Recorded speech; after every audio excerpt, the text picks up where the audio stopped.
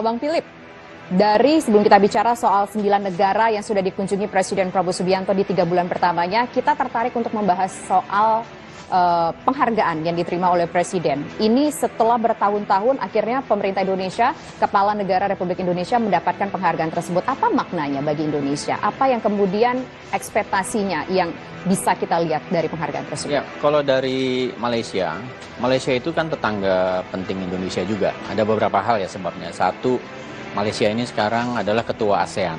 Jadi tentu saja ada banyak kerjasama regional nanti yang akan di-drive oleh Malaysia sebagai ketua. Yang kedua, Malaysia dan Indonesia itu punya hubungan ekonomi yang cukup baik. Indonesia adalah mitra dagang terbesar ke-7 bagi Malaysia secara global, dan di ASEAN kita mitra dagang terbesar ketiga buat Malaysia.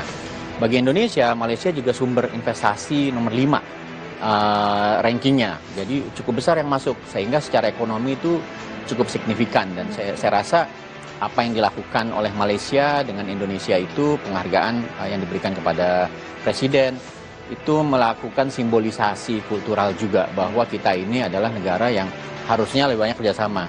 Di masa lalu kita lihat ada banyak kadang-kadang ribut soal batik lah, soal makanan dan lain-lain, yang sebetulnya itu tanda bahwa hubungan kulturalnya harus lebih banyak ditingkatkan. Mungkin kita tidak terlalu paham orang-orang Malaysia, sebaliknya dari sisi Malaysia mereka juga tidak memahami Indonesia, karena itu perlu simbol-simbol kultural yang diberikan oleh Malaysia. Tapi cukup menarik ya, kalau tidak salah penghargaan dari Kesultanan Johor ini, sebelum Pak Prabowo dapat, Presiden Soeharto juga pernah mendapatkannya di tahun 1990. Tapi setelah berpuluh-puluh tahun kemudian baru dapat Pak Prabowo, begitu ya. Apa kemudian yang sudah dilakukan 3 bulan ini sehingga membuat Malaysia atau hal ini Johor memberikan penghargaan tersebut? Antara lain mungkin karena ikutan dari politik federalnya ya, yaitu Perdana Menteri Anwar Ibrahim kan hubungannya dekat sekali dengan Presiden Prabowo. Dan Malaysia melihat, saya yakin Malaysia melihat Indonesia sebagai partner strategis dalam beberapa waktu ke depan. Ada banyak isu yang kita sama-sama punya perhatian khusus ya. Misalnya soal Palestina.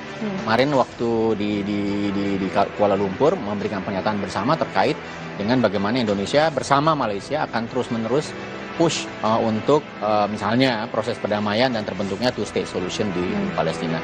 Yang kedua, menurut saya memang tahun ini adalah tahun yang sangat penting buat Malaysia.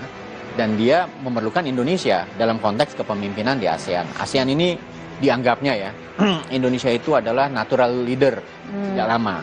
Sejak zaman Pak Harto, sejak zaman ASEAN berdiri. Dan kemudian Pak Prabowo gaung Indonesia sebagai macan Asia itu masih terus bergema begitu ya? Betul, dan pihak Malaysia juga melihat bagaimana Presiden itu sangat aktif untuk menjalankan peran luar negeri hari ini. Karena apa?